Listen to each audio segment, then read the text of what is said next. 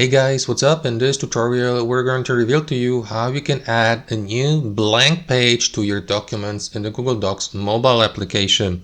So let us get started. Alright guys, so access your document in the Google Docs mobile application. You would like to edit, make sure that you're in the editing, not in the viewing mode.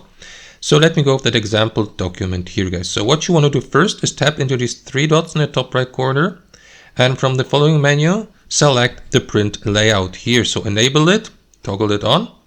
That is going to give you a better overview of your document so that you may now, for example, format it better.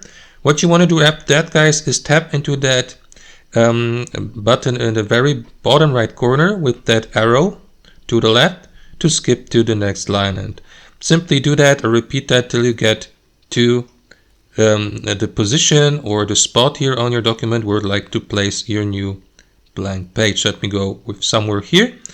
And what you want to do after that, guys, is simply tap into that plus button at the very top, and from that menu swipe down till you get to the page break feature. Select it, tap into it, and that is going to add a page break to your document. As you can see, now we got page 1 and we got also page 2. If I tap into it, I will be given access to it. So as you can see, page 2 is completely blank and I can now fill it with content, or tap into page 1 and fill page 1 with content.